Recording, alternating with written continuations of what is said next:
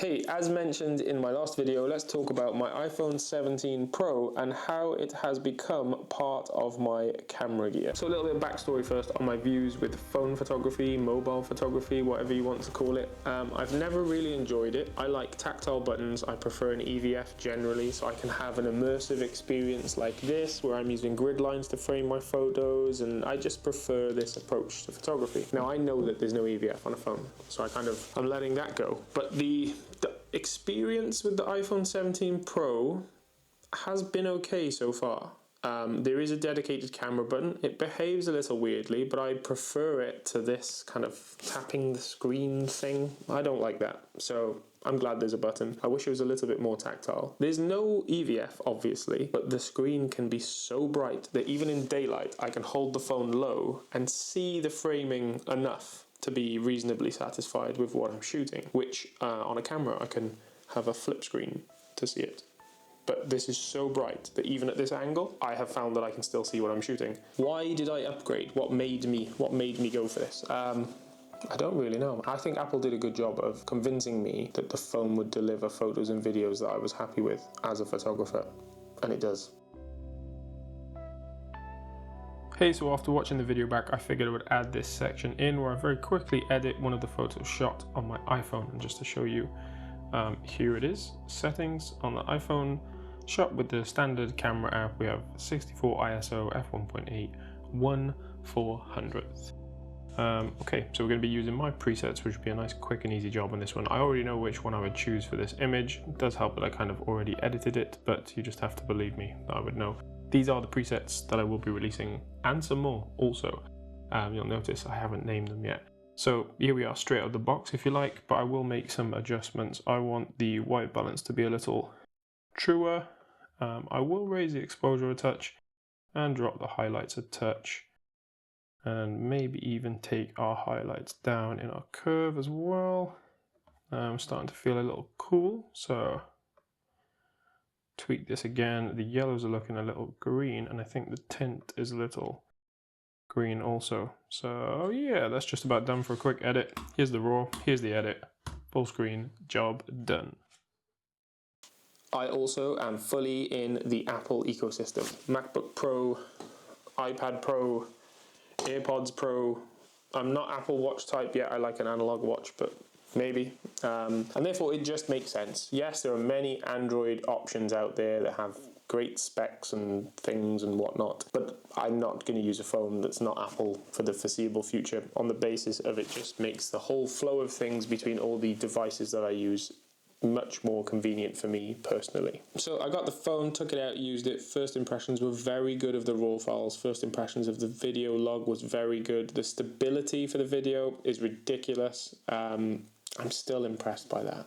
And if you put the action mode on, which does crop in or whatever it does, the playback, at least viewed on the phone screen, is super impressive. It's action camera-like. It's good enough that I've started reaching for the phone intentionally. Sometimes when I'm out shooting with my Sony, sometimes when I don't have it with me. I find that it's a convenient tool to use to make decent photos. And more importantly than any of the specification jumps with the phone, which we're not going to dive into deeply in this video, something about it just inspired me to use it more, which is a conversation that comes up often with camera equipment, and this is still doing it for me.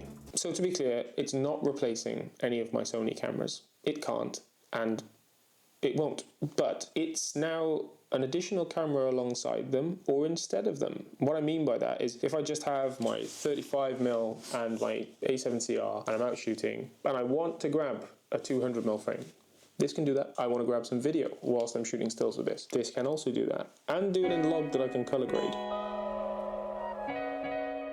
Which means it can be used with what I've shot with this, if I want it to be, especially in the social media space. Which, let's face it, that's where most of my photos are going. I didn't get that. Could you try again? I'm so going to leave that in this video. Which, let's face it, that's where most of my photos are going. Summary of quick reasons you might be able to relate to why I'm now using the phone to make photos. Number one, it's always with me. My camera is not always with me, it's often with me, but this is always with me. I can grab some angles that I can't grab when I just have my prime lens. As I just said, I can shoot my 35mm here and the 4X, which is 100mm or 200mm, I don't even know. It's good. And I kind of feel like if I don't have my camera gear with me, I'm not completely missing out. I can still be a photographer by using this. That is probably the biggest selling point for me so far. I want to jump in here with an extra section I didn't plan, I've just thought of it now. Regarding the phone model that I chose.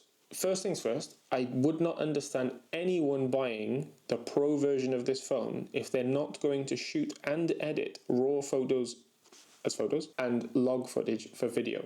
If you're not going to do those two things, I can't think of a reason that you'd pay more for this phone than get the standard iPhone 17. For me, that is the reason, and that is what you're paying for. If you don't do those two things, edit raw photos, color grade log video, I don't know what you're paying for. And if you do photography as well, that's a decent chunk of money that could go towards a lens upgrade, a trip, anything. So I want to insert this section on the model phone choice. And the iPhone Air, yeah, it's cool. It's for people who want something different, but it doesn't need to come into this conversation, I don't think. I've been asked on the posts I put up on my Instagram how I'm shooting the phone.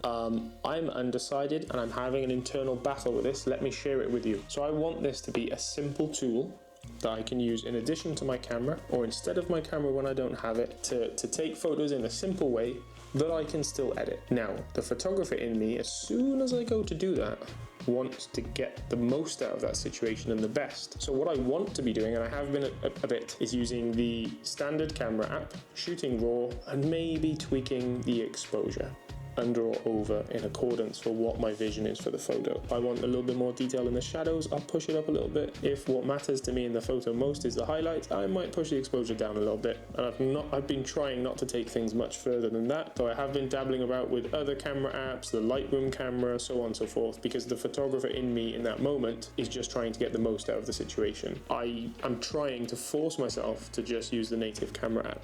When it comes to video, slightly different. Sometimes I'm shooting video with this in addition to while I'm shooting stills on this. Then I kind of want to get it just right, especially if I'm going to use those two things together. So I have been using the Blackmagic app, which is fantastic, full control over everything, and you can then use accessories which enable further features as well, and I'll share some of those with you in just a moment.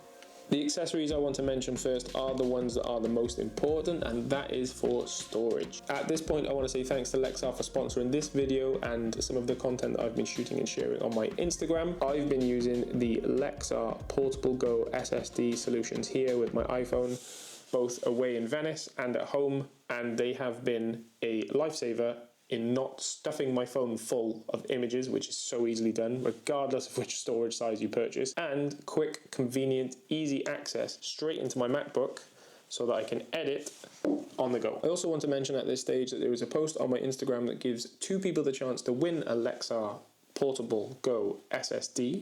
If you head over to here, you'll be able to find the post and enter. Good luck. Now, after the all-important storage solutions, which kind of have become essential for me, especially now I'm deciding to do video on my phone, there is one thing I should mention also. The iPhone is capable of 4K 60 and 4K 120. However, the way Apple have set things up, you need to record to an external storage solution to enable these features on your phone. The 4K 120, for example, on mine doesn't even show up until I plug a device in. Then it's automatically saving to this SSD and allows me to shoot some things that I can't shoot without it. Jumping into some other accessories that I have for the iPhone 17 Pro. Now, I purchased a Polar Pro Light Chaser 17 case, and here it is, and honestly, it hasn't been on my phone.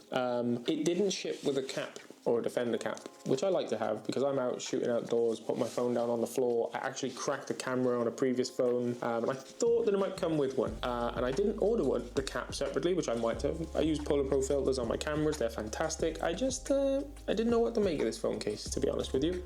Yeah, Freewell sent me a phone case, and theirs is quite good. It is really top heavy because it's metal here, which does feel a little bit like you might drop your phone, but I've kind of got used to it. But they also sent me some serious goodies to go on the phone as well. There's a lot, but I will say it feels nice to use. So here's a grip with an actual shutter button. It also does this as well. Let me figure out the right way. I'm not like, oh, there we go. So you can do the whole selfie thing with the proper camera as well. That is pretty cool for anyone who's going to vlog on one of these. Probably not what I'd use it for, but it also works out as a tripod mount here, which is very cool. This is an anamorphic lens with filter options for different color flares. I've got the neutral flare option in here, and there's a gold and a blue as well, which is really cool. I should cut some anamorphic footage shot on this thing.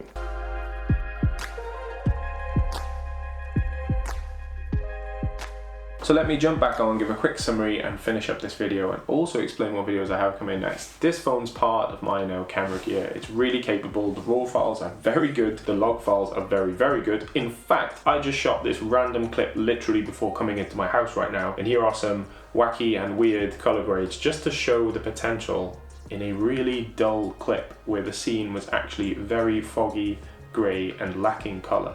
How I'm using it: the native camera app as much as I can. Outside of that, the Blackmagic app for video.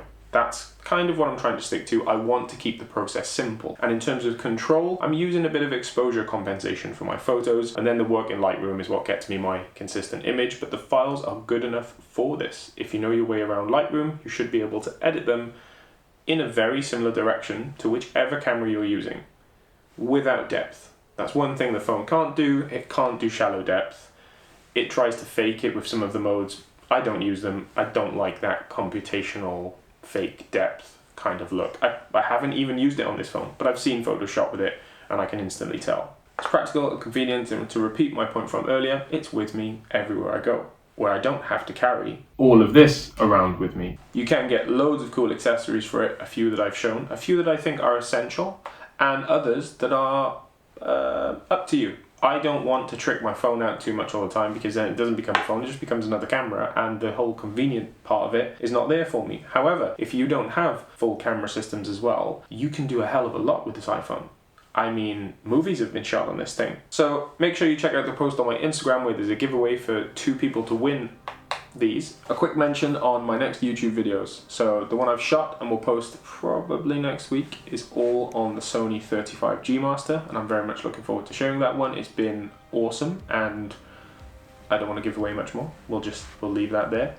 I also am really working hard on getting my presets ready for release. I will be putting them for sale, just to be clear. Now that's going to be, I was aiming for the end of December, but it's probably going to be January. And a video I'm planning on doing prior to that is maybe one with some insights on me using them.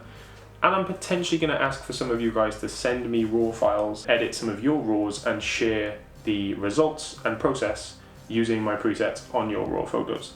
So keep an eye out for that. It will probably be announced on my Instagram, more specifically in my broadcast channel, which is called The Shire. That's all for today. Thanks for watching. And you may have noticed halfway through, I decided to ditch this mic and go with the Rode mic on top of my camera. Didn't use this originally because my new office doesn't have a lot of soft furnishings, and I thought everything would sound really bouncy, but I'm just not getting on with these little things. I guess they're great for the outdoors, maybe. Enough on mic talk.